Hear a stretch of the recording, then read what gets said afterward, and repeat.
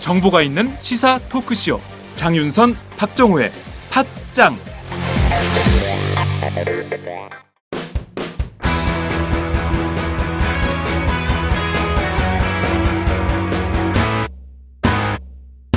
색깔 있는 인터뷰. 색깔 있는 인터뷰 시작하겠습니다. 필리버스터 스타 누가 생각이 나십니까? 국회 안에서는 노동경제 전문가로 통했습니다. 기억해보면 19대 국회 안에서 늘 박해받는 노동자 편, 그리고 도시 서민 편, 세월호 가족들 편, 주로 약자 편에서 정치를 해오신 정치인이 있죠. 바로 19대 국회 환경노동위원회 위원이신 더불어민주당 은수미 의원이신데요. 안타깝게도 지난 총선에서 똑 떨어졌죠. 예, 새누리당 신상진 의원에게 4.5%포인트 차로 낙선을 했습니다.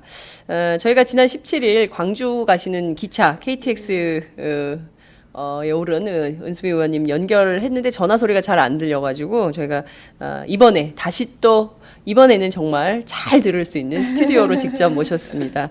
은수미 의원님 나오셨습니다. 어서 오세요. 예, 반갑습니다. 아니, 언제나 밝으셔요. 저요? 예. 저는 룰루 만땅이죠. 룰루만땅. 예. 언제 이렇게 바뀌었냐고요? 예. 예. 저희가 지난 1월 3일부터 예. 이렇게 스튜디오를 만들어 놓고 하고 있었고요. 예. 그동안 선거하시느라고 바쁘셔가지고 못 오셨어요. 그리고 한 번은 저희 의원실에 오셨다. 맞아요, 그 맞아요. 와중에. 예, 그래서 예. 제가 몰랐군요. 네. 너무 바쁘셔서 저희가 이제 국회 출장. 예. 저희가 출장 생방송. 출장 서비스까지 그러니까요. 하는 좋은 생방송입니다. 네, 저희가 찾아가는 생방송을 하고 있기 때문에 의원회관에서 하고 그다음에 이 스튜디오는 진짜 처음 나오셨네요. 네, 네. 예. 처음이에요. 네. 아시는 것처럼 전 세계 이제 사람들이 지겹대요. 그래도 계속 할 거야. 네. 152개국에서 동시에 보고 계시는 시청자들에게 뜨거운 연대 인사 한 말씀 부탁드릴게요. 어제 마무리하셨잖아요, 국회를. 예. 또. 네. 정말 반갑고요. 어제 이제 본회의 마무리가 돼서 사람들이 이제 백수야? 이렇게 물어보는 분들 계시는데 5월 29일까지 의원직은 네. 유지돼요. 그런데 이제 저도 방을 다 뺐고 그래서 제 방 오늘까지는 그냥 그 방에 필요한 일 때문에 앉아 있긴 한데 네. 그렇게 정리를 하고 있고요.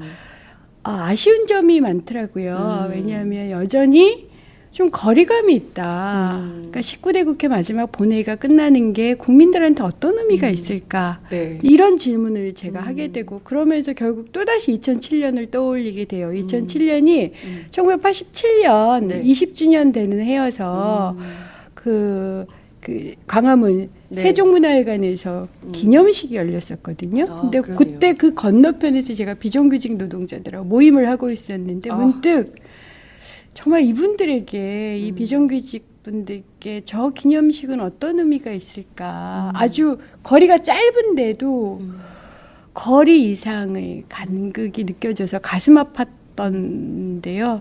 이번 국회 본회의 끝나면서도 혹시 국민들께서 그런 간극을 느끼시지 않았을까? 그래서 열심히 네. 팍팍 채워놔야 되겠다 이런 생각을 차이를 했습니다. 좁히는 네. 노력을 하셔야겠다 이런 말씀 주셨는데요. 그래도 저는 벌써 4년 전이네요. 제가 2012년 그렇죠. 4월 총선에서 네. 당선되시고 의원님 저희 좀 색다른 인터뷰를 해보자면서 제가 국회 잔디밭에서 맞아요. 인터뷰했던 기억이 나요. 그때 제가 막 산호맹 출신 막 이런 것도 여쭙고 막 그랬는데 무서운? 예, 그런데 전혀 그렇지 않고 여리여리한 모습으로 뵀던 게 벌써 4년 전인데 네, 이제 그렇죠. 4년이 흘렀습니다. 네. 오늘 조간신문 일제히 자 이제 19대 문 닫습니다 해가지고 이제 19대 국회 본회의장 문 닫히는 장면이 많이 나왔습니다.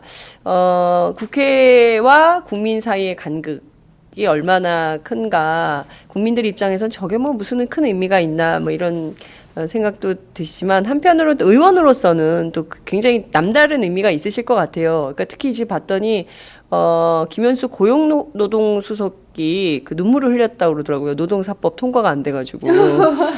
그 수석의 눈물과 또 이 비정규직 노동자들의 눈물, 그 눈물엔 또 어떤 차이가 있을까 싶기도 한데요. 의원님 좀 어떻게 개인적으로 어떻게 보십니까?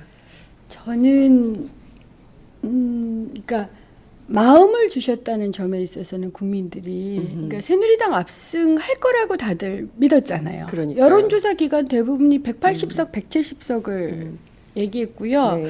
가장 새누리당 의석을 적게 계산한 경우도 155석이었던 걸로 제가 네, 기억해요. 그렇게 이제 여러분들이 마음을 주셨고 그리고 저는 이제 지난 4년간 계속 내가 이렇게 짝사랑만 해야 되나라는 생각을 굉장히 많이 했어요. 네. 근데 필리버스터 통해서 또한 국민들께서 마음을 주신다는 걸 알았고 그래서 제가 똑 떨어지긴 했지만 더 많은 사랑을 받기 위해서 그 마음을 받고 그 마음에 갚하기 위해서 더 노력해야 되겠다. 그리고 너는 절대로 포기하지 않을 사람이다. 이런 걸 가르쳐준 4년이었다고 생각해요. 네. 절대로 포기할 수 없는 일들이 많이 있는 4년을 가르쳐준 세월이었다. 이런 말씀 주셨습니다. 와우! 거래처 노총각 김대리 드디어 장가간대요. 축하 화한 보내야겠어요. 어디로 꽃 주문할까요? 꽃 주문은 꽃주문닷컴이지. 꽃주문닷컴요? 그럼 우리나라에서 축하화한, 근조화한 잘 만드는 꽃집이 다 모여 있어. 가격, 품질, 배송 전부 다 꽃주문닷컴. 전화번호부터 적어도 1544-6430. 꽃주문닷컴은 언제나 좋은 상품과 정확한 배송으로 소비자의 만족을 추구합니다. 팟캐스트 듣는 사람들끼리 서로 돕고 삽시다. 꽃주문닷컴은 팥장을 후원하고 있습니다.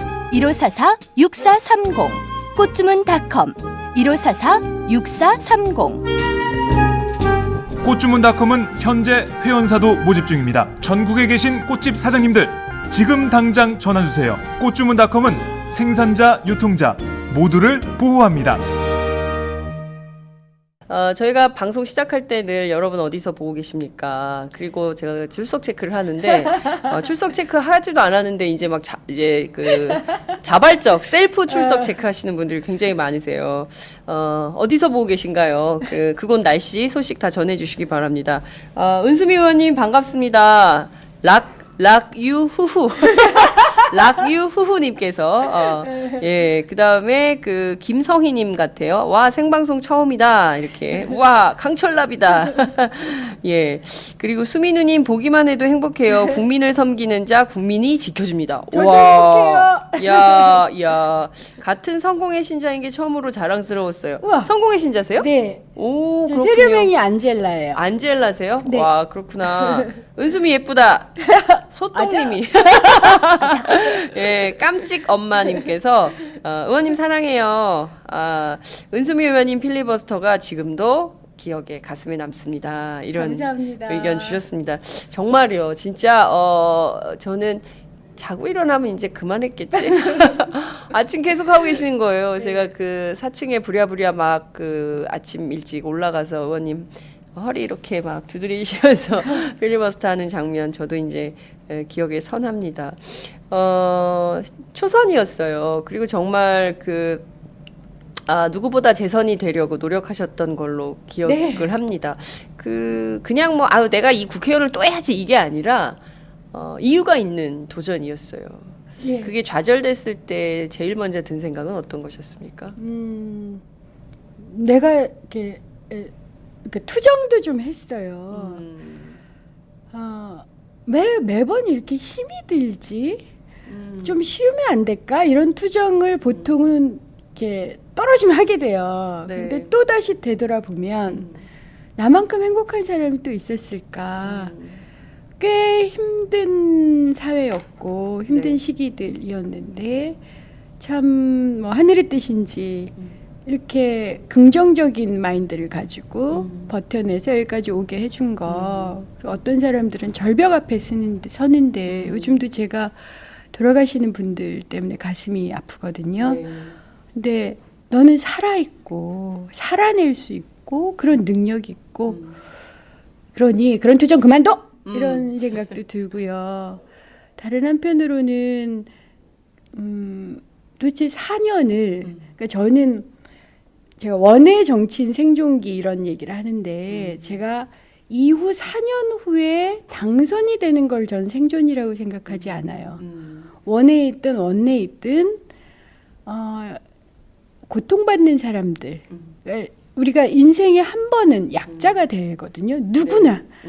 그렇게 모두가 약자가 될 수 있는 시민들을 위해서 뭔가 응원하고 지원하고 격려하고 힘을 내게 하고 그것이 분노를 표출하는 시민께도 도움이 되는 그것이 저는 정치인으로서의 생존이라고 하는데 그 생존을 정말 후원비도 못 받고 지역 사무실을 못 내거든요. 네. 아무것도 할 수 없는 상황에서 어떻게 해야 되나 이런 고민도 많이 들었고 그래도 굉장히 다행스러운 건 제가 세월호부터 필리버스터까지 제 마음을 완전히 정리한 게 다시는 돌아가지 않겠다.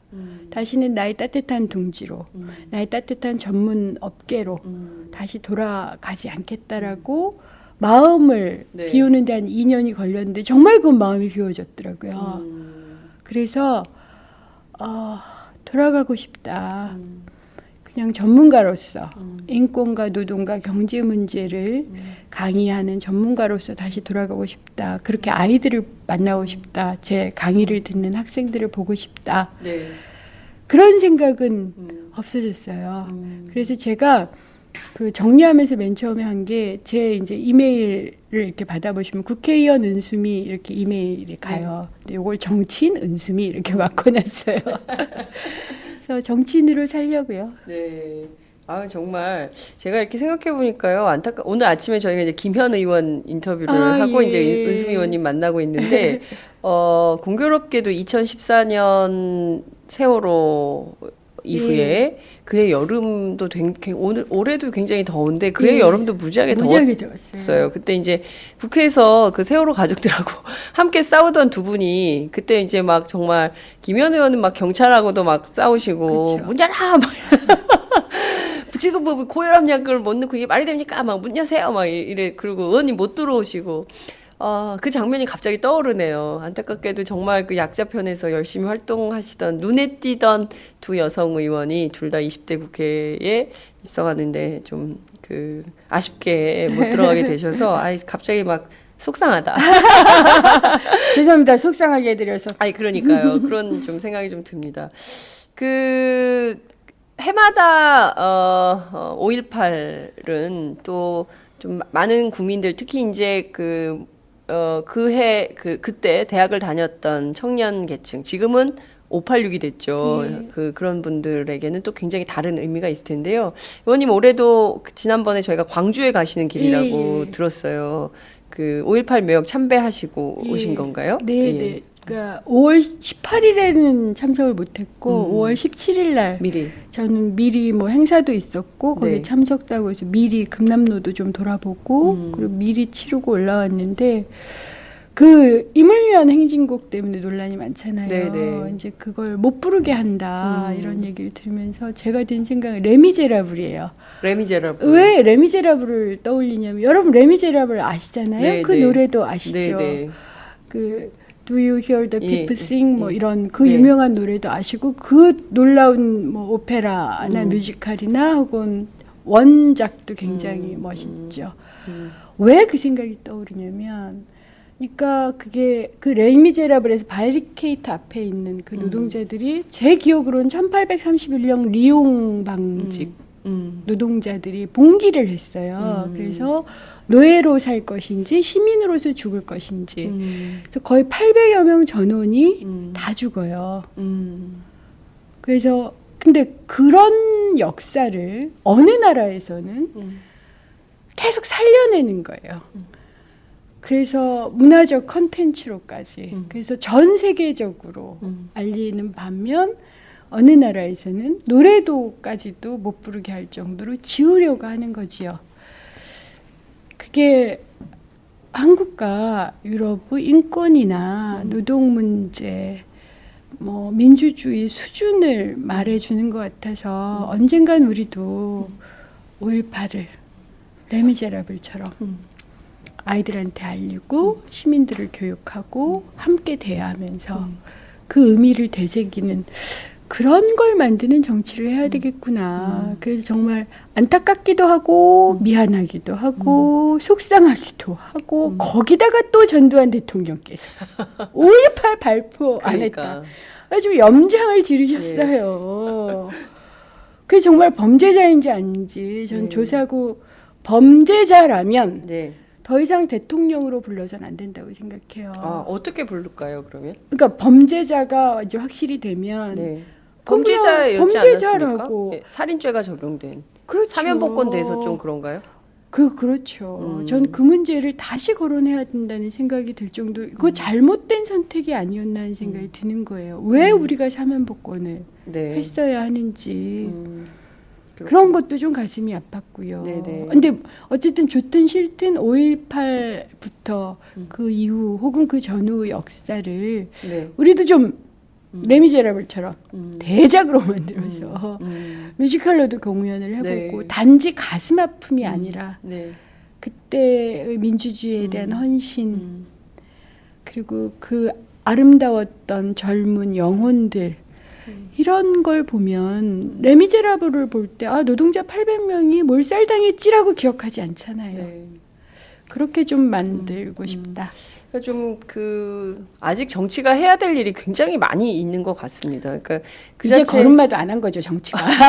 걸음마다 아직 그러니까 10년이라는 민주정부 10년 기간 동안 굉장히 많은 성과를 이뤘다고 생각을 했는데 꼭 그렇지만은 않은 것 같고 어찌 보자면 그것은 뭐 음식에 비유하자면 초벌구이 뭐 이런 거에 불과했던 거 아니냐 뭐 이런 생각마저 들어요. 맞아요. 그러니까 그 5.18 기념식 때 저희가 봤더니요. 그러니까 뭐 그 정당 사회단체에서 오신 분들은 다 일어나서 제창을 했지만 황교안 총리 마지못해 일어나서 입을 쿡 다물고 계셨거든요. 그래서 그 장면이 다 이제 생방송으로 나가고 그랬는데 그런 태도인 거죠. 정부가 국가기념일 행사를 하면서 굉장히 맞듣지 않은 표정으로 와서 앉아 있는. 그러려면 왜 왔냐 이런 그 시민들의 비판도 있었어요. 그렇죠. 그러니까 하나의 정부여야 되는데, 네. 그러니까 당이 어떻든 네. 자기의 가치가 어떻든 국민을 위한 하나의 정부, 하나의 총리여야 되는데 네. 자기 당파에 따라서 그런 태도를 취하는 정말 그게 당파적인 거죠. 그런 당파적인 미흡하고 미숙한 그런 총리를 갖고 있다는 건 정말 불행이고요. 네. 앞으로 그런 사람이 총리 되면 안 돼요. 저는 개혁적인 사람이든 보수적인 사람이든 합의된 가치, 합의된 문화, 합의된 제도와 관행에는 준수해야 된다는 거예요. 그게 맞죠. 그러면 황교안 총리는 합의된 가치, 그러니까 어쨌든 국가 기념일로 그럼요. 지정을 했기 때문에 지정을 이것은 했고 당연히. 합의된 가치지 않습니까? 그럼요. 그럼 그에 응당한 역할을 해야 되는데 황교안 총리는 그거를 어긴 총리가 되는 겁니까? 미숙한 사람, 미숙한 분이신 거죠. 아주 죄송하지만 네. 그런 미숙성을 드러내는 게 보수를 위해서도 좋지 않아요. 그러니까 국민을 너무 무시해서는 전 안 된다고 생각하는데 압도적으로 야당을 찍어준 국민이 네. 있어요. 네. 제가 항상 4년 내내 기울어진 운동장에 네. 종편 때문에 절대 이길 수 없다라는 그 정치 구단들의 얘기를 들었음에도 불구하고 국민이 한 칼에 그냥 정리를 하셨잖아요. 팟캐스트가 종편을 이겼죠. 네. 네. 그러니까 그런 국민을 무서워해야 되는 거죠. 그래서 본인의 가치관은 그럴지라도 그 가치관을 제가 바꾸라고 얘기하는 게 아니에요. 공인으로서 사십시오라고 부탁을 드리는 거예요. 제가 미숙하다 함은 네. 개인적으로 미숙하다는 게 아니에요. 보수 당파의 사람으로서 미숙하다는 게 아니라 공인으로서 미숙한 사람이라는 거죠. 공인으로서 미숙한 민주주의를 보장해야 될 사람, 그런 책임과 의무를 가진 사람으로서 미숙하다고 말씀을 드리는 겁니다. 네. 보수당파일 수 있죠. 그렇지만 국가가 합의한 그렇죠. 행사에 와서는 거기에 걸맞게 행동하는 게 그것도 예의 아닙니까? 그리고 역사가, 그러니까 우리가 참 그것이 누가 세웠든 누가 네. 쌓았든 사회가 역사라는 게 있고 기록이라는 게 있잖아요. 네. 기억이 있고 가치가 그렇습니다. 있고 그걸 무너뜨리는 거예요. 돌을 빼버리는 거잖아요. 그런 짓은 하지만 그러지 않아도 해결해야 될 게 많은데 네. 그러니까 뭐 불평등 문제나 네. 재벌 문제나 해결해야 될 게 많은데 밑에서 딴 돌을 빼는 딴짓을 해버리면 네. 정작 해결해야 될 건 또 해결도 못하고 또 여기로 돌아가서 네. 너 왜 그 돌 뺐니? 그러니까요. 그럼 안 돼라고 애 가르치는 것처럼 교육을 시켜야 되잖아요. 그러니까요. 지금 보면 너무 뭐랄까 말씀하신 대로 애 가르치는 식으로 해도 잘 말을 안 들어 그 애가 미치겠어요. 지금 보면 새누리당이 지금 친박 비박 나눠서 싸우는 것도 예. 그렇고요. 그리고 이제 기념곡 노래 재창하는 문제를 가지고도 막 갈등하는 것도 그렇고요. 이게 뭐라 그래야 됩니까? 그리고 계속 끊임없이 국론 분열을 주장한단 그럼요. 말이죠. 근데 그 국론, 어느 국론, 어느 동네 국론이야, 막 이제 사람들이 이제 그런 정도인데, 뭐 10%가 반대한다는 거예요. 10%는 아직도 광주 시민들을 폭도라고 생각한다. 그렇기 때문에 이런 노래 재창할 수 없다. 이런 게 이제 박근혜 정부의 논리인데, 이런 주장도 이것도 민주주의에서 다 포용해야 되는 걸까요? 아니요, 그렇지 않죠. 우리는 다수결의 원리라는 걸 가지고 있잖아요. 네. 만약 그렇게 말씀하시면 네. 야당을 지지한 50몇 프로가 지지하는데 네. 그럼 그 사람들 의견은 무시하나요? 그러니까 소수자의 의견을 존중하죠. 그래서 우리가 소수자들이 예를 들어서 광주에 대해서 뭐라 얘기하는 데서 웬만히 다 수용을 하잖아요. 예. 하지만 다수결의 원리에 의해서 대한민국의 기념일로 결정이 됐다면 네. 그걸 따라야죠. 왜 그걸 그러면 만약 소수 의견만 보장해야 된다 그러면 국회에서 왜 직권상정은 하셨고 예를 들어 테러법에 대해서 네. 직권상정을 하셨고 왜 그 행동을 하시냐고. 그러니까 저는 염치가 좀 있고 네. 일관되자. 다른 걸 많이 바라진 않아요.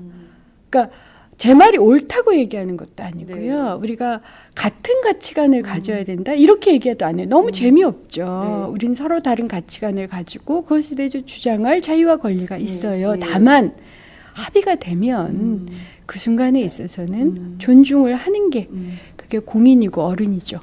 그러니까요.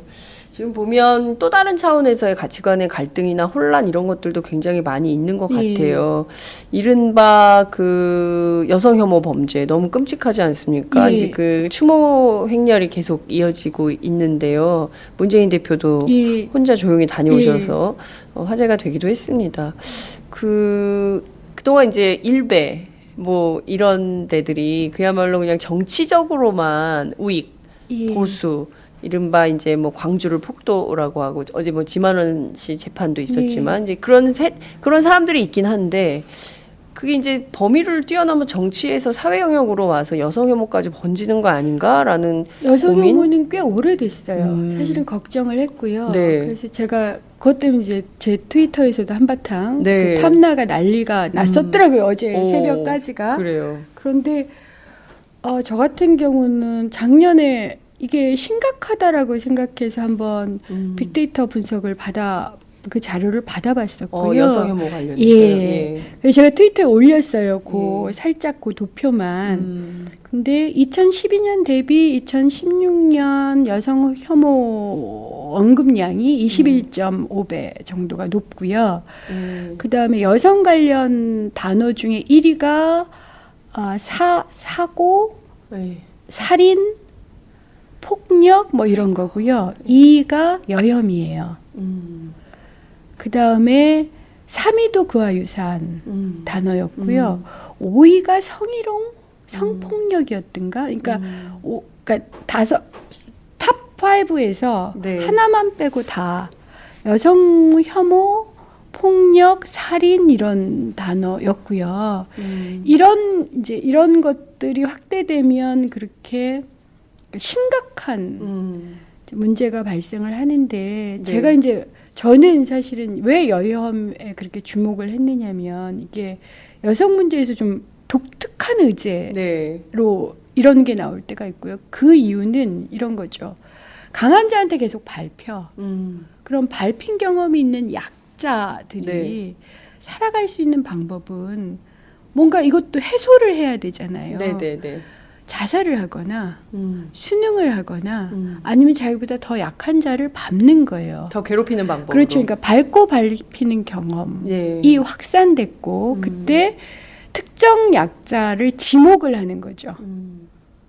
혹은 국가가 여성에 대해서는 그렇지 않지만 국가가 그런 걸 조장하는 경우도 있어요. 이를테면 성과 연봉 이런 겁니까? 뭐 성과연봉 같은 경우도 일종의 이제 약자 혐오를 성과연봉은 또 다른 말은 네. 저성과자 해고거든요. 저성과자 해고. 그러니까 그런 거죠. 고성과자한테는 성과로 국민을 쭉 줄을 세우고 네.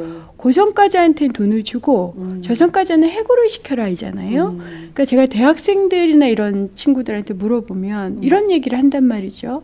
내가 등록금 내는 것만큼 값어치가 있나? 내가 하루 삼시세끼 밥 먹는 만큼 값어치가 있나? 이와 똑같은 게 네가 네 급여 받는 만큼 가치가 있니? 라고 물어보면 밥값을 하니? 막 이런 그렇죠. 거예요. 이것을 그러니까 밥값을 서열을 매기겠다는 게 성과연봉 밥값에 문제예요. 서열. 그러면 그게 돈만의 문제가 아니잖아요. 너 참 못난 애다라는 식으로 온갖 이런 걸 받다가 내 눈앞에 갑자기 나보다 더 약자가 있을 경우 네네. 그리고 그 특정 약자가 지칭이 되는 거죠. 그러면 심각하면 이제 살인 같은 행동이 나타나요. 너무 무서워요. 그게 사회가 불평등이 심해지고 특히 성과나 연봉이나 숫자나 네. 뭐 이런 걸로 사람들을 가르기 시작을 할 때 이렇게 네. 되고요. 최악이 나치였었잖아요. 네. 나치는 인간을 다 인적 자본으로 놓고 순혈, 그러니까 순혈이 있었고요. 네. 그다음에 그 등급을 매겨가지고 맨 밑에 등급은 네. 이제 말살 대상으로 주로 유태인, 집시, 뭐 폴란드인 이렇게 꼽았어요. 이게 네. 국가가 그걸 명령하기 시작할 때 이런 문제가 생기죠. 아이고, 지금 그 아주 그냥 낭낭하게 짚어주셨는데요. 이 보통 심각한 문제가 아닌 것 같습니다. 굉장히 이게 다 심각한 엮여 있는 엮여 있는 문제인 문제예요. 건데요.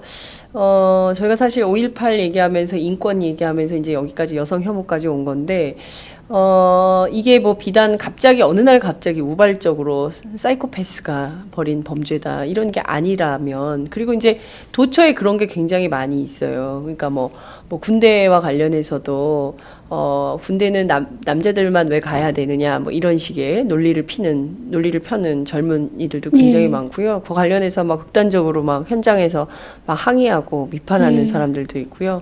이런 현장들을 곳곳에서 보기 때문에 또 다른 혹시라도 내가 피해자가 되지 않을까 이래서 위축되는 경향도 있는 것 같아요. 위축이 어느 정도로 심각하냐면요. 네. 제가 이제 어제 그 트위터에서 난리가 나면서 이제 여러 남성분들하고 네. 당신은 왜 그런 표현을 하십니까? 강남 여혐 살인 사건이 네. 아니라 강남 그냥 살인 사건 아닙니까? 이런 이제 질문들을 하시는 분들 쪽지를 네네. DM을 주고 받았어요. 그러면서 제가 못다한 말이 있는데 그 DM으로도 제가 예전에 이제 강의를 할 때 네. 특정 대상군이 예를 들어 여성인 경우는 성희롱이나 성폭력을 당해본 경험이 있느냐라고 이제 손을 들게 하고 그 다음에 몇 살 때부터 시작됐느냐라고 물어봐요. 이게 상상외로 심각합니다. 네. 그래서 이게 반복이 되잖아요. 제가 반복되는 고통의 경험은 살갗 밑에 쌓인다고 계속 얘기해요. 그래서 두려움이 커져요. 두려움이 커져서 유사 상황이 나타나면 굉장히 반응이 이상한 경우도 있어요. 저도 그런 경험들이 있어요. 그러니까, 그러니까 그냥 다른 그런 경험을 갖지 않는 다른 사람들이 보기에는 네. 왜 저렇게 심하게 반응을 해?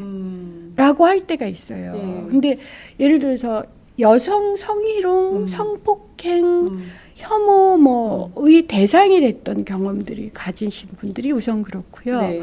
장애인 혐오도 과거에 꽤 있었고요. 장애인 혐오. 이주민 혐오도 2007년하고 8년 정도에 폭발한 적이 있어요. 네. 다음 아고라에서 네. 제가 기억해요. 예. 그다음에 우리나라에서 국가가 조장하는 또 하나의 혐오가 있죠. 노조, 노조. 노동자 혐오가 네. 있고요. 그다음에 종북 혐오가 있죠. 저 같은 경우는 물세례를 맞은 적도 있어요. 네, 안녕하세요 이렇게 인사하다가 선거 운동 중에요? 예. 어. 그러니까 안녕하세요 이렇게 인사. 성남 중원에서. 예. 그러니까 그게 네. 그분이 뭐 제가 보기에는 좀 술도 거나하셨고 네네. 힘들게 사시는 분이셨는데 그래도 왜 빨갱이라고 특정하면서 여성인 저한테 그랬을까를 생각하면 국가가 종북 혐오증을 유발시키니까 네. 그런 식으로라도 표현을 하셔야 되는 거거든요. 그렇기 때문에 이것은 그 개인의 책임이라기보다는 네. 그렇게 만든 사회를 바꿔야 될 정치인으로서 저희 부족함이었다고 저는 생각해요. 그렇지만 다른 한편으로 저희 경험이 쌓여 있어서 네. 이게 두려운 거예요. 그러니까 이제 그 다음 날 밤에 또 사람들을 만들어 이제 테이블을 누빌 때 겁이 나요. 아, 또 누군가 나. 예. 또 누군가 내 손목을 확 채고 물론 이제 옆에 사람들이 더 섰죠. 깜짝 놀라는 일들이 벌어지니까 한 분만 옆에 같이 남자분이 같이 있다가 이제 두 사람이 네. 같이 근데 있는 의원님한테 거예요. 어떻게 한 건가요, 그분이? 아니 뭐 심각한 건 아니고요. 이렇게 왜 인사를 하면서 네. 네 안녕하세요 이렇게 이제 술이 좀 이렇게 권하하시는 네네. 분들이 네, 은수미입니다라고 하는데 갑자기 이렇게 위아래로 쳐다보시면서 너 빨갱이라며 이렇게 얘기를 하시면 아이고. 제가 이제 일순당황하잖아요. 네. 일순당황해서 아니 그건 이렇게 그러니까 이제 뭔가 설명을 하거나 변명을 하려고 그러는데 아이 보기 싫어 이러면서 술잔을 뿌려버리신 거예요. 술잔을요? 그러니까 이렇게 어머. 그러니까 술세례가 된 거죠. 물세례가 아니라 술세례네요. 네, 근데 아니 정치하면 그런 모욕이잖아요, 이것은. 근데 저는 아까도 말씀드린 예. 것처럼 내일 또 그런 일이 벌어지면 이제는 안 그래요. 그게 처음에 제가 중원에 갔을 때요. 네. 16개월쯤 전에 그때 예. 저를 전혀 모르실 때고 지금은 전혀 그렇지 않아요. 근데 그렇다 해도 두렵긴 했고요. 다른 한편으로는 좀 가슴이 많이 아팠어요. 의원님 너무 착하신 거 아니에요? 저 같으면 너무 불쾌해서 기분 나쁠 것 같아요. 그러니까 뭐 정치한다는 죄로 이런 모욕까지 당해야 되나? 짜증나 이럴 것 같은데. 의원님 너무 착하신 거 아니에요? 정치가 잘못한 건 맞잖아요. 그렇다고 의원님이 잘못한 건 아니잖아요. 저도 근데 정치인으로서 네. 그 책임을 벗어나지는 못해요. 저는 정치인은 잘못했지만 난 잘했다? 전혀 그렇게 생각하지 않아요. 그러니까 제가 왜 그런 생각? 저희들이 볼 때는 의원님 잘하신 것 같은데. 부족한 거죠. 그러니까 제가 이제 정치인을 크게 세 가지 부류로 나누거든요. 네. 하나는 정말 정치인, 시민을 위한 정치인. 두 번째 평론가, 네. 세 번째 기술자 이렇게 나눠요. 네네. 근데 저는 저를 평론가라고 생각을 했어요. 지난 4년 내내 거의. 왜 평론가라 하면 뭐냐면 말은 잘해. 네. 딱 부러지. 근데 반영이 안 돼. 실천이 안 돼. 그러니까 저는 액션을 하지만 네. 그조차도 평년이 되는. 그러니까 그게 굉장히 고통스럽고요. 기술자라 하면 어떻게 하면 표를 얻는지, 어떻게 하면 라인을 서는지, 네. 자 총선과 대선이 임박해 왔으면 어느 공천에 서야 되는지, 어떻게 조율할지, 어떻게 타협할지. 그러니까 저는 정치는 타협이다라고 말하는 것은 굉장히 정치를 혐오스럽게 만드는 거다라고 생각해요. 물론 타협의 기술은 필요해요. 네네. 하지만 그건 정치의 본령이 아니잖아요. 네. 근데 저 역시도 노력을 했으나 정말 노동법 저지하고 네. 필리버스터를 통해서 상호 공감을 하기 직전까지만 해도 난 정말 평론가 수준밖에 안 해. 난 기술자는 아닌데 네. 평론가 수준밖에 안 되는 정치인이다라고 전 스스로를 평가했었기 때문에 네, 네. 이제 그런 정치인의 모습으로 주민들 앞에 섰었고 이제 부족하구나. 그러니까 그분도 정치가 너무 싫은 거예요. 정치가 너무 싫고 뭐 여러 가지 이유가 있어요. 이유가 있는데 마침 제가 나타난 거지. 그리고 저는 어차피 표를 원하는 사람이니까 그 순간에 약자가 되거든요. 그럼 가해질 수 있고요. 이분 그리고 나서 또 저 얘기했고 뭐 주변 분들도 말리시고 왜 그래? 응? 그러니까 얘기를 들어보니 그 전날 굉장히 힘든 일이 있는 분이셨어요. 그러니까 의원님이 일종의 화풀이 대상. 그렇죠. 그렇게 됐던 되는 거예요. 거네요. 그게 이런 혐오 살인 같은 걸 만든다고요. 아, 이분도 너무 힘든 거죠. 네. 그래서 물론 가해자는 응당한 처벌을 받아야 되지만 그 사람만의 책임, 그러니까 사회가 얼마나 성숙했느냐는 어떤 사건이 벌어졌을 때 이게 100% 그 사람의 책임인지 50% 책임인지 40% 책임인지를 판단할 수 있는 능력이에요. 네. 우리 사회는 너무 불평등하고 너무 어려워서 어떤 사건이 일어났을 때 100% 그 사람의 책임이라고 하기가 매우 어려운, 심지어는 이 사람의 책임이 10% 20%일 수도 있는 그런 일들이 꽤 많이 생겨요. 그렇군요. 지금 사실 그런 일들이 외국에서나 있는 줄 알았어요. 그런데 어느덧 우리나라에도 여성 혐오 살인 이런 게 가해지면서 많은 국민들이 정말 특히 이제 여성들 엄마들 같은 경우에는 야 저녁 늦게 어디 뭐 이런 데 가지 마라 막 이런 그러니까 그 예전에 옛날에 뭐 그런 성폭력 사건 하나 큰 사회적 사건이 있으면 뭐 이렇게 스스로 여성 스스로 이렇게 자기 단속하는 수준으로 여전히 뭐 그런 수준에 머물러 있는 거예요. 그래서 너무 답답한 게 있는데 여하튼 저희가 이제 그런 문제들을 좀 깔고 얘기를 좀 더 진전시켜 예, 나가 볼게요.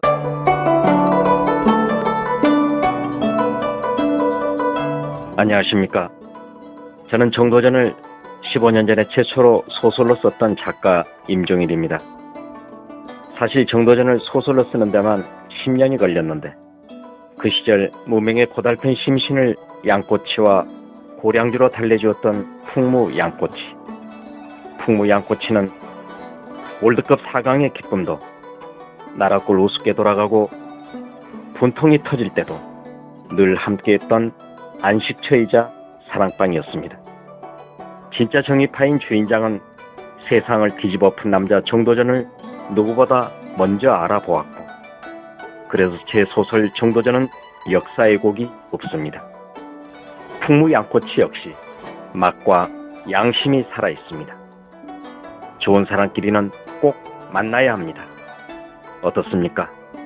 오늘 풍무 양꼬치에서 만납시다. 2호선 구로 디지털 단지역으로 오세요. 예약 문의 02809-9292 02809-9292. 팟짱 애청자라고 하시면 정성 가득 담긴 서비스도 나갑니다. 현안이기도 한데요. 앞서 성과연봉제는 저성과자 해고다 이런 말씀을 해주셨는데 정말 제가 그 매일 신문을 보는데 계속 저성과자 해고가 나오다 어느 날 정부가 이름표를 바꿨어요. 바로 성과연봉제라는 이름표를 바꿔서 좀 그럴싸해 보이고 국민들 입장에서는 아니 뭐 당연히 일 열심히 하고 많이 하는 사람은 돈을 더 주고 일 안 하고 뭐 놀고 이런 사람들은 깎아야거나 뭐 그만두게 해야 되는 거 아니야? 그게 너무나 당연한 자본주의 원리 아니야? 이렇게 생각들을 하는데 실제 속내는 그게 아니라는 거죠. 그럼요. 저전까지 어떤 건지 설명을 좀 해주세요. 이런 거예요. 저도 이제 성과급제 당해본 사람인데 네. 제가 의원 되기 전에 네. 있었던 곳도 성과연봉제 노동연구원. 예, 성과연봉제를 다 도입을 했어요. 이미 상당수가 도입이 돼 있어요. 그래서 공공기관의 성과연봉제가 다 도입이 된다는 거죠. 그래서 S, B, C, D로 나눠요. 나눠서 이제 등급을 매기는 거예요. 네. 근데 이제 제가 굉장히 힘들었던 게 네. 제가 주로 이제 현장을 돌아다니고 노사관계를 조율하는 일을 해요. 그러면 어떤 일은 굉장히 시간이 많이 걸리잖아요.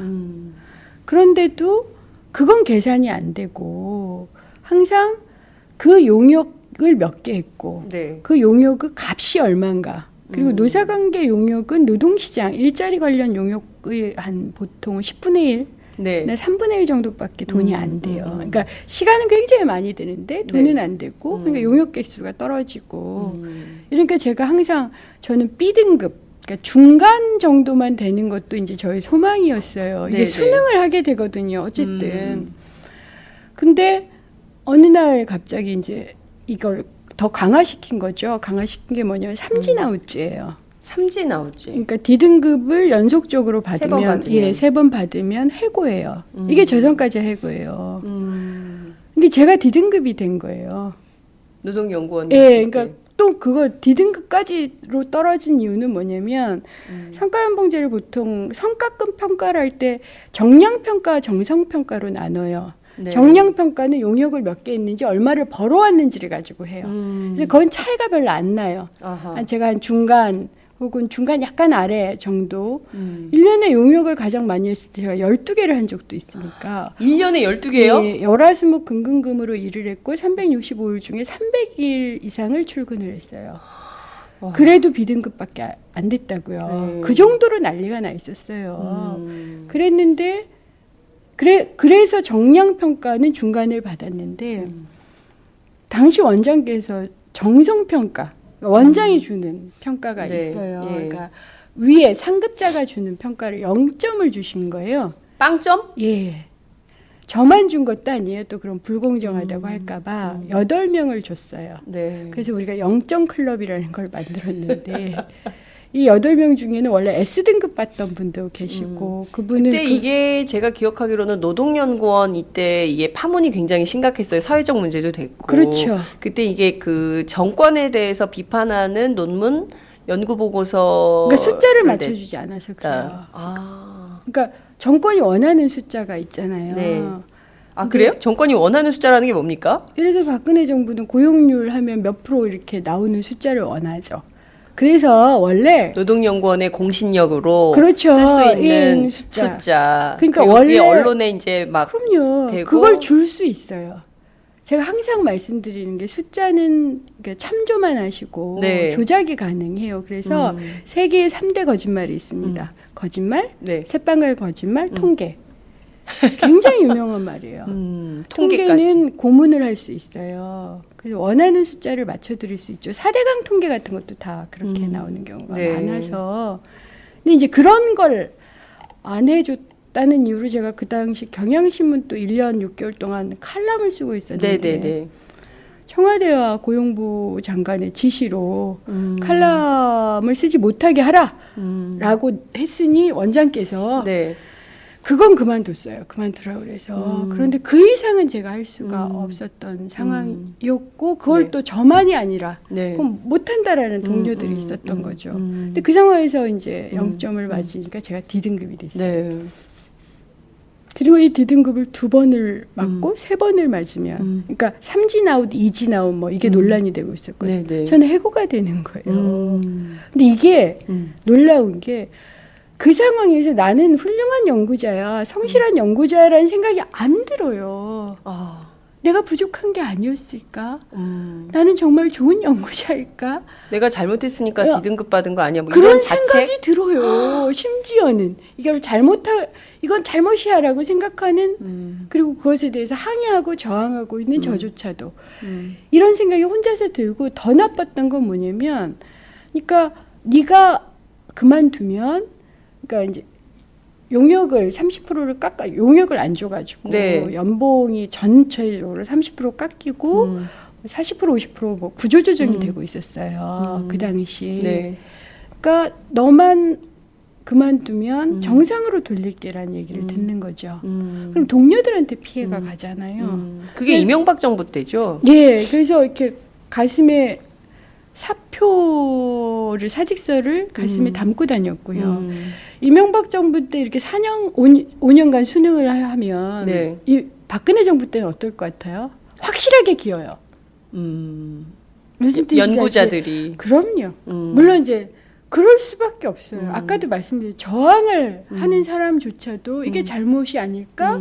내 동료한테 피해가 되는데라는 생각을 한다고요. 네. 그래서 어떤 일이 벌어졌냐면 갑자기 저더러 비례 제안이 왔잖아요. 네. 그래서 예스를 했어. 네. 그리고 원래 5월 30일부터 의원실로 출근인 거예요. 네. 네. 네. 근데 그 전에 사직서 쓰고 방빼라는 얘기를 제가 들었어요. 연구원으로부터. 그 이유가 뭐냐면 연구원에서는 그러고 싶지는 않은데 위에 눈치가 보인다는 거예요. 위라는 것은 청와대를 얘기하는 예. 건가요? 그러니까 그런 눈치가 보이니까 미리 그만둬 달라. 그래서 제가 당선 발표 전에 그만뒀든가 그래요. 아마 사직서 수리가 언제 되는지 기억이 안 그렇군요. 나는데 그러니까 의원님 스스로도 그런 이른바 성과 연봉 그리고 저성과자 해고가 어떤 그 폐단이 있는지를 몸소 겪으신 거예요. 근데 이게 지금 이미 공공기관에 하고 있는 거를 거의 대부분 그걸 왜- 강화시키자는 거예요. 아, 얼마나 더 강화를 하자는 겁니까? 이미 그러니까 하고 있는 거를. 예를 들어서 성과 그러니까 아까처럼 뭐 삼진아웃 하고 있으면 이진아웃으로 바꾸고 네. 그다음에 성과의 폭을 늘리는 거예요. 그러니까 예전에는 S등급과 D등급 간의 연봉 격차가 네. 500만 원이었으면 이제는 1000만 원으로 늘리는 거죠. 아. 저는 그래서 연봉이 30% 삭감되는 상황에서 나왔어요. 그렇구나. 그럼 퇴직금을 손해보죠. 네. 그렇게 나온 거예요. 정말 너무 심각한데 이게요. 지금 정부가 뭐 앞서 제가 고용노동복지수석 눈물 말씀드렸는데 노동사법이 꼭 통과됐어야 되는데 이게 안 돼서 너무 아쉽다. 20대에서는 반드시 이게 통과됐으면 좋겠다 이런 주장을 하는데 문제는 지금 박근혜 정부가 주장하는 이 노동사법이 전반적으로 노동 조건을 굉장히 악화시킨다는 반발에 부딪혀 있는 그렇죠. 거 아닙니까? 불평등을 심각하게 하잖아요. 네. 예를 하나 들어보면 네네네. 실업보험 같은 경우도 실업보험의 기본 목표는 실직을 했을 때 네. 안전망을 최소한 6개월 정도는 그렇죠. 보장해 주는 거잖아요. 그래서 수급권이 굉장히 중요해요. 내가 예. 실직을 했을 때 내가 그 대상이 될 수 있어야지 네. 밑바닥까지는 안 떨어져요. 중간에는 걸쳐주는 거거든요. 예. 위로는 뭐 어찌 될지 모르지만 예. 근데 그런 권리를 120만 명, 최대 120만 명의 권리를 빼앗는 거예요. 네. 그러니까 권리를 많이 빼앗고 그 안에 들어간 사람들에게는 좀 올려주는 거예요. 그러니까 아주 나쁜 짓을 하고, 그러니까 그러면 고용보험도 양극화가 되는 거잖아요. 그러네요. 받을 수 있는 자와 없는 자가 훨씬 더 간극이 커지는. 아니 무엇보다 지금 막 대량해고 무슨 구조조정 이 얘기 막 나오는 판에 그러니까요. 예. 그런 걸 주장을 했고 그다음 네. 기간제나 파견이니까 파견 치킨집 사장하느니 파견해라. 정말 저는 파견공단이라고 이름 붙어 있는 공단이 있어요. 아예 우리나라에서는 안산 같은 공단을 파견공단이라 부르고요. 네. 거기는 파견제가 아니면 못 가요. 6개월 1년, 1년 6개월, 2년 단위로 내가 다시 계약을 해야 된다고 상상을 해보세요. 아 너무 끔찍하죠. 살 수 있겠느냐고요. 그리고 지금도 조선업 구조조정하면서 그런 사람들부터 자르잖아요. 네. 해고 안 해도 돼요. 그런데 해고 노동법에 저촉이 안 돼요. 파견 계약을 파견업체하고 원청이 파견 계약을 해지해버리면 돼요. 그럼 사라지는 해고할 거예요. 필요도 없네. 해고할 해고는 필요가 살인이다 뭐 없는 이런 거. 얘기 뭐 아니에요. 나오지도 못하게. 나오지도 않게 만드는 게 파견법 같은 거예요. 그리고 이미 55세 이상은 파견법 적용 제외고요. 그렇거든요. 네. 그리고 우리 법에서는 제조업도 이미 파견이 가능해요. 일시적인 업무에 한해서만이지만 네. 지속적이고 장기적 업무를 왜 파견을 해요? 이미 법이 그렇게 돼 있다고요. 이미 많이 열어놨는데 네. 더 열어놓겠다? 거기다가 파견에도 저촉이 안 되는 하청도 있잖아요. 하청. 네. 하청은 파견이 또 아니에요. 네. 그래서 노동법 적용이나 파견법 적용도 못 받아요. 그러니까 지금 말씀하신 내용을 좀 들어보면 전반적으로 노동 조건을 후퇴시키면서 이게 노동 그럼요. 개혁이라고 박근혜 네. 대통령은 주장을 하는데요.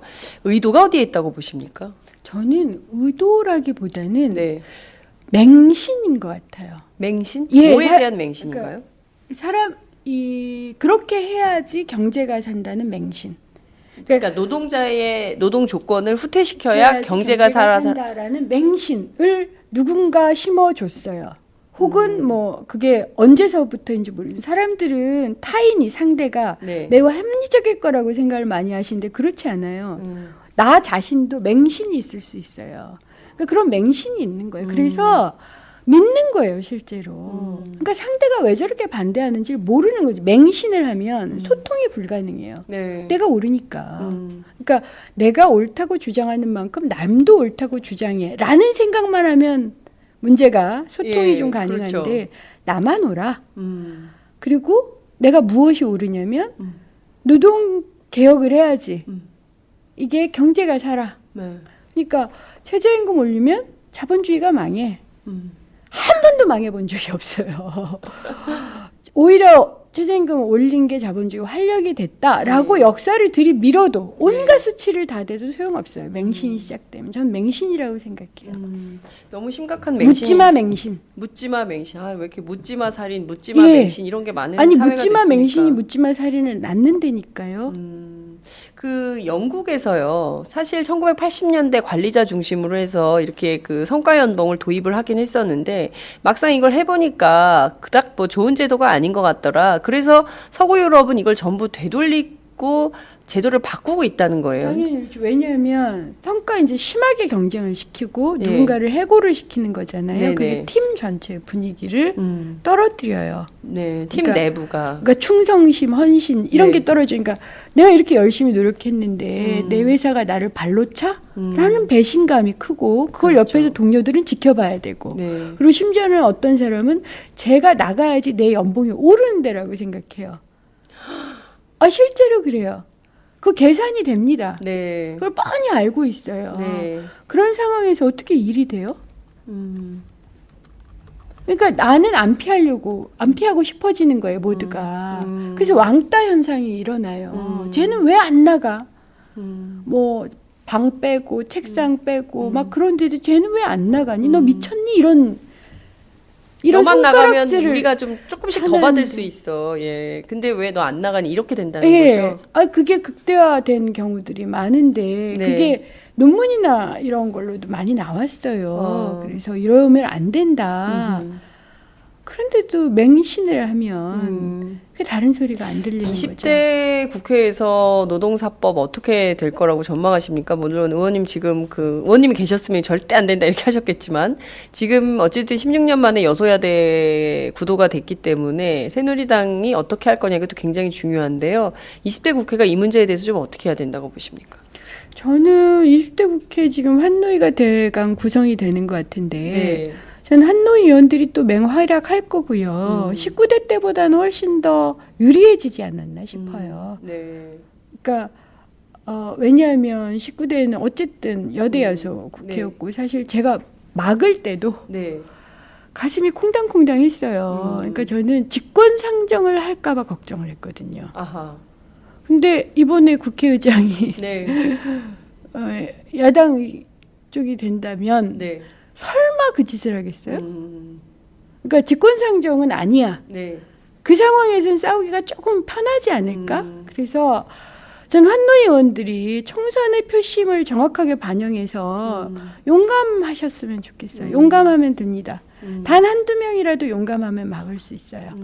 그게 저희 경험이고요. 네. 그나저나 지금 구조조정 임박해서 근데 이게 뭐 해운 조선뿐만 아니라 뭐 건설 등 뭐 전 업종을 가리지 않는 구조조정이 진행이 될 거다. 그래서 모든 회사들이 그 회사의 직장인들이 많이 쫄아 있어요. 우리 회사도 사실은 구조조정 진행하는데 우리 회사도 그러는데 그리고 심지어 최근에는 언론사에도 뭐 100명 감원 어느 회사 100명 줄인댄다. 어느 회사 뭐 간부직들 사직서 받았다더라. 뭐 이런 얘기들이 계속 돌고 있거든요. 그렇게 그 좀 쫄아 있는 여러분들께 한번 여쭤볼게요. 경영진은 그만큼 쫄아 있던가요? 저는 정말 이때는 분개하게 돼요. 그러니까 예전에 지금 일본은 아니지만 예전에 2007년 8년 네. 또 그 구조조정이 굉장히 심각해졌 그때 2008년 경제위기 때문에 네네, 일본에서 네. 구조조정이 심각해질 때 구조조정을 네. 해야 된다라고 얘기하니까 지금의 우리나라로 말하면 정경련 회장 같은 분이 1단련이라고 불렀던가 그랬어요. 그건 찾아보면 기록이 나오는데 뭐라고 말씀하셨냐면 언론에 대고 인터뷰를 구조조정을 하려면 네. 내가 경영자가 할복을 하겠다는 정도의 자세를 가지고 해라. 어. 나부터 할복한다라는 자세를 가지고. 저는 감동 먹었어요. 그러니까 네. 내 직원의 목숨이 날아가고 있어. 예를 들어 KT는 작년에 8,300명인가 8,700명인가 구조조정했어요. 그렇게 구조조정을 하던 경영진이 네. 할복하는 자세 그런 심각함으로 하던가요? 아니죠. 경영진이 지금 정말 자기가 위기라고 느끼던가요? 전혀 아니죠. 위기라고 느끼는 사람은 눈빛은 달라요. 위협인 거예요. 위협. 저는 그러니까 국민을 위협하는 기업, 국민을 위협하는 대통령, 국민을 위협하는 경영진이 이 민주주의 사회에 존재한다는 게 참 염치 없고 부끄러운 짓이라고 생각해요. 그러니까 해고는 맨 마지막 수단입니다. 누누이 얘기하지만 네. 그리고 그것을 가르쳐야 되는 건 정치예요. 그것을 기업가, 청와대와 정부에게 가르쳐줘야 되는 것은 네. 정치입니다. 그래서 정말 혼자서 쫄고들 있으시잖아요. 어쩔 네. 수가 없어요. 우리는 네. 노조도 굉장히 적고 네. 그다음에 노혐 형상도 워낙 많고 해서 정치가 방어를 해주세요. 정치가 그러니까 국민이 해고를 당하면 정치인이 할복할 자세로 정치인이 위기를 느끼냐고요. 그건 똑같은 질문을 해야 되는 거예요. 기업이 위기, 그러니까 국민은 지금 삶의 위기를 느끼고 있어요. 네. 그럼 경영진은, 정부는, 정치인은 그 정도 위기를 느낍니까? 자기 발밑이 무너지고 있다고 생각합니까? 그렇지 않으면 그건 거짓말이에요. 근데 실제로 뭐 여러 언론들이 다 지적을 하고 있지만 부실 경영에 대해서는 정부도 기업주도 책임을 안 지고 오로지 모든 책임은 노동자들에게 책임을 안 지기는커녕 보수를 올려요. 그러니까요. 그러니까 제가 2014년 통계인가 보니까 네. 평균 회사는 망해가는데 자기 월급 예, 더 마이너스 올린다 이거죠? 30% 정도, 그러니까 마이너스 40%인가인데 네. 연봉을 30%씩 올려 그랬어요, 오너가. 무슨 돈으로 그렇게 올려요, 자기들은? 아, 아우 열받아. 알 수가 없죠. 사내유보금 얼마나 쌓아놨습니까? 그러니까 돈이 있는 거예요. 우리가 네. 국민 소득이 늘어나는 나라지. 네. 그리고 일자리가 늘어나는 나라에 줄어드는 나라가 아니에요. 그렇죠. 그럼 돈이 없는 나라 아니잖아요. 그리고 어딘가 쌓여 있어요. 네. 예를 들어서 사내유보금 1,000조고 네. 가계부채 1,000조예요. 네. 그럼 돈이 어디로 간가 알잖아요. 갔네. 그렇죠. 네. 기업으로 갔어요. 그럼요. 예. 그러면 당연히 구조조정 이런 소리 하지 말고 네. 내가 정말 전 할복을 하는 정신 이런 건 바라지도 않아요. 전 모든 오너 그러니까 지금 정몽구 회장님 같은 경우가 2014년에 957억을 받으셨나 그랬는데 배당 700억 이 정문고 회장이요. 예, 아마도 현대차. 그럴 걸요. 현대차. 네. 2013년, 14년인지 기억이 안 나요. 하여튼 그 정도를 받으시는 건데 그걸 모두 영원으로 만들겠다. 그리고 먼저 버텨보자 같이. 네. 이 정도의 발언을 해주는 섹시하고 젠틀한 사람은 없을까요? 없네요. 없네요. 진짜 없네요. 지금 그런 남자면 제가 청혼할 생각이 있는데. 은수미 의원님 청혼하게 957억 깔끔하게 내놓는 아니 근데 정말 참 답답한 게요. 아마 이제 그 저희 방송 함께 듣고 보시는 분들은 다 무릎을 치고 공감하실 얘기예요.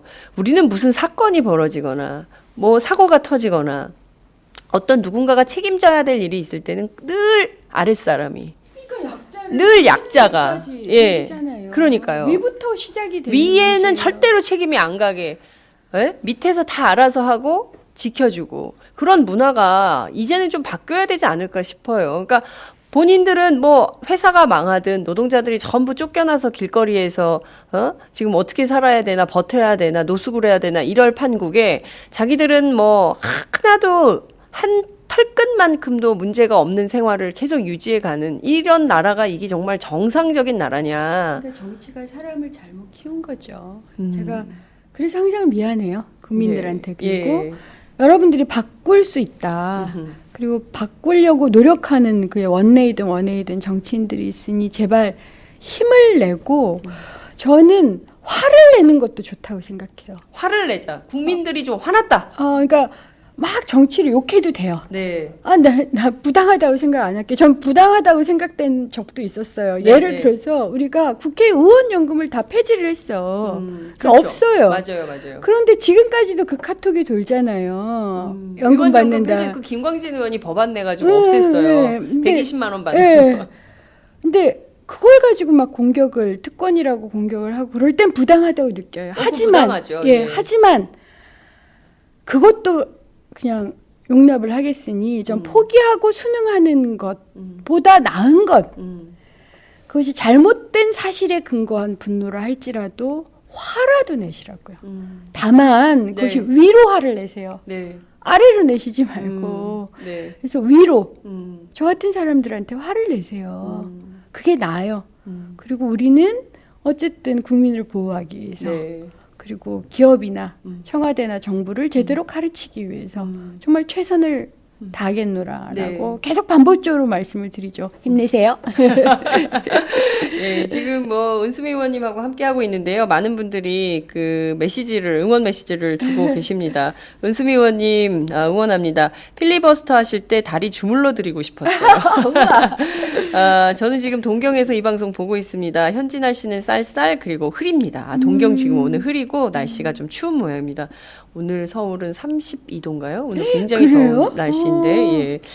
주말까지 계속 덥대요. 예. 누구나 약자가 됩니다. 깨달음이 있는지 없는지의 문제 아닐까요? 이렇게 은숨이라고 적고 금숨이라 읽는다. 좋아요 눌러주셨습니다. 은숨이 힘내라. 김광진 의원. 지금 저희 방송 페이스북으로도 지금 생중계가 되고 있는데요. 제가 가장 애지중지하는 의원입니다. 애지중지. 애장품? 그러니까 여러분도 김강진 의원님 아직 젊으세요. 네. 뭐 실수도 할 수도 있고 혹은 잘할 수도 있고 그런데 잘 지켜봐 주세요. 네. 좋은 정치인으로 네. 만들어 봐 주세요. 그러니까 제가 얼마 전에 안타까운 소식 들었는데요. 김광진 의원 이 얘기해도 되는지 모르겠다.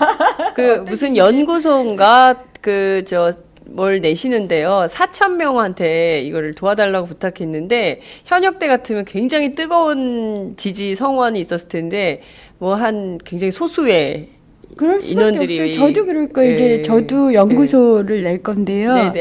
연구소인가 봐요. 연구소, 그러니까 사단법인을 만들 네, 수밖에 네, 없어요. 후원금도 못 받고 아무런 지원도 안 돼서 제가 요즘 전국에 특강 가는 이유가 네. 뭐 내놓기는 소통이즘 뭐 이러지만 네, 네, 먹고 네. 사니심 때문에 다녀요. 네.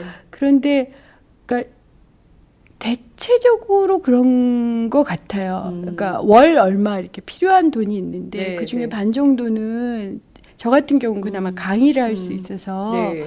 버는데 그것도 못하는 사람들은 버티기 되게 힘들고 저도 이제 곧 사단법인 만들어서 공지를 할 텐데 네. 아마 저도 굉장히 지원받기가 만만하지 네. 않을 거다. 네. 오늘 이제 아침에 심상정 의원님하고도 말씀을 여쭤봤더니 네, 네. 심상진 의원님도 원에 있을 때 뭐 몇 억 빚을 졌다. 그래서 제가 빚이라도 질 수 있으면 좋겠다. 이런 아이고, 의원님들 이제 다 빚내가지고 정치해야 되는 상황이 되는데요. 네. 여러분들 좀 이렇게 도와주시기 바랍니다. 좋은 정치인들이 정치를 해야 우리 생활, 우리 살림살이가 나아질 수 있는 거거든요. 그러니까 정말, 의회 안에 있는 의원들 감시하는 것도 중요하지만 좋은 의원들, 좋은 정치인들 후원하는 것도 깨어있는 시민들의 역할이 아닐까 싶습니다. 김광진 의원님도 힘내세요. 이 방송 보고 계신지 모르겠습니다. 은수미 의원님 반갑습니다. 은수미 화이팅 뭐 이렇게 계속. 예, 필리버스터 은수미, 포기를 모르는 악바리 은수미, 지몬미 의원님을 존경합니다. 바른정치를 응원합니다. 은수미 의원님. 차기 노동부 장관에 강추합니다. 서윤원님께서 예. 차기 노동부 장관에 추천하셨어요. 은수미 의원님 보면 설국열차에서 스피커폰 들고 고함 치던 여자 배우가 생각이 나는 건 저만 그런 겁니까? 뜬금포 날려서 죄송합니다. 정말 뜬금포였습니다. 관심 가지고 보고 있다고 생각해 주세요. 항상 응원합니다. 힘내세요. 응원합니다. 우리가 바라는 국회의원의 모습을 보여주셔서 정말 고맙습니다. 이런 의견 주셨습니다. 지금 아이고 나 참 은수미 의원이 왜 떨어졌냐고 졸다 보니 아침이 왔네. 보내주신 의견 있으셨습니다. 자, 많은 분들이 지금 함께 해주고 계십니다. 정말 많은 분들이 이제 앞으로 은수미는 어떻게 살까? 이런 궁금증, 걱정, 뭐 이런 분들도 있으신 것 같아요. 이제 대선은 1년 7개월 남았고, 전당대회도 이제 8에서 9월 사이 예. 언제 한다는 겁니까? 도대체 예. 8월입니까? 9월입니까? 모르죠. 추석 전에는 한다 뭐 이런 얘기인데 앞으로 정치적으로 어떤 역할을 하시게 되실지 궁금해하는 분들이 많이 있습니다. 우선은 대선 지자체 선거가 있기 때문에 어찌됐든 어떤 형태로든 도움을 이제 드리고 네. 그 도움을 그러니까 대선에서 야당이 이기도록 도움을 주는 과정이 네. 정치 불신을 없애고 다른 한편으로 국민을 응원하는 과정이어야 된다고 생각해요. 네. 그래서 저도 지금 저를 뭐 지지하고 사랑하는 사람들하고 좀 모여가지고 네. 어떻게 하면 국민이 주신 지명도를 국민한테 다시 돌릴까 이런 정말 뜨거운 고민을 하고 있어요. 네. 그리고 어쨌든 뭐 SNS는 제가 직접 하고 항상 열려 있고 뭐 하루에 몇 분밖에 못 해요. 사실은 뭐 어떨 때는 한 2-3시간 할 때도 있지만 네. 대개의 경우는 뭐 10분, 20분 정도 직접 하는 그러고는 이제 다른 데 돌아다녀야 돼요. 특강해야 되고 이러는데 네.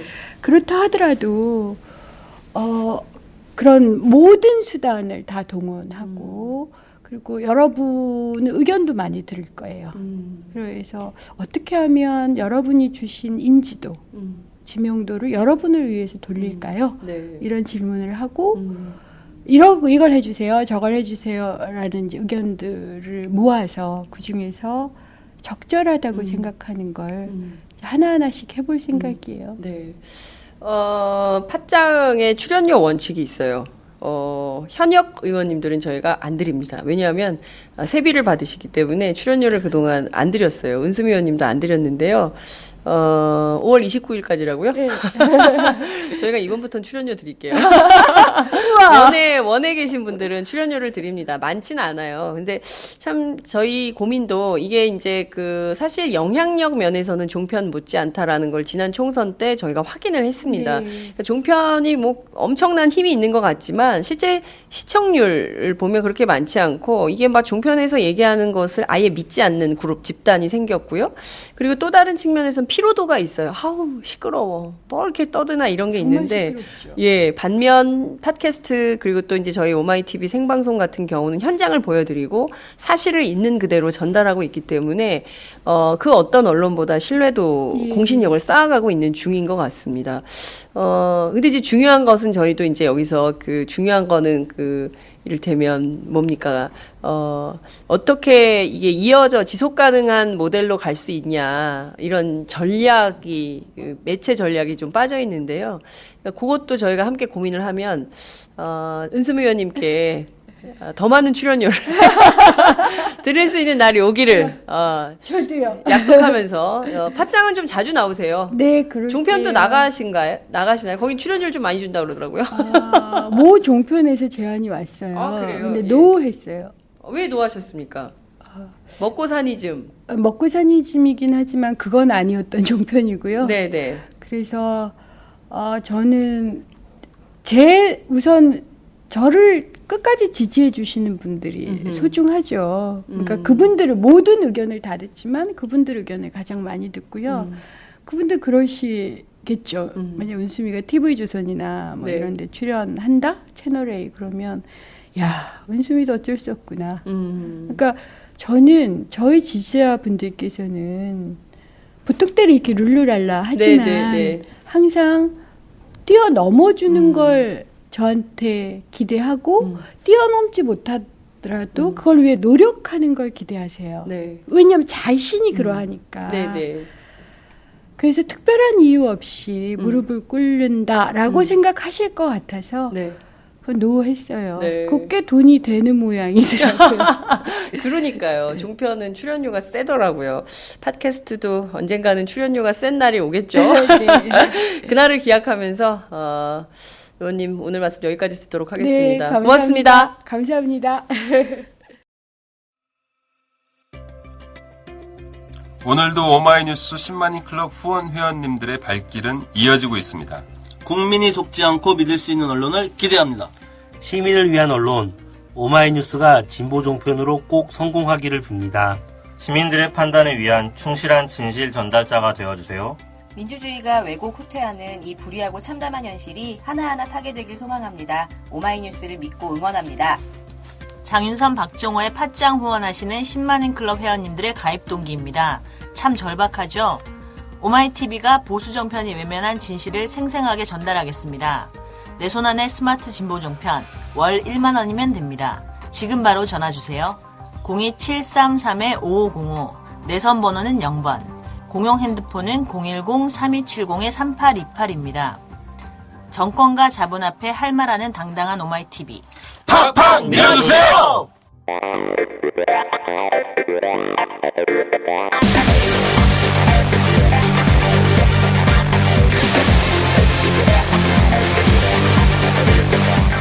정보가 있는 시사 토크쇼 장윤선, 박정우의 팟짱.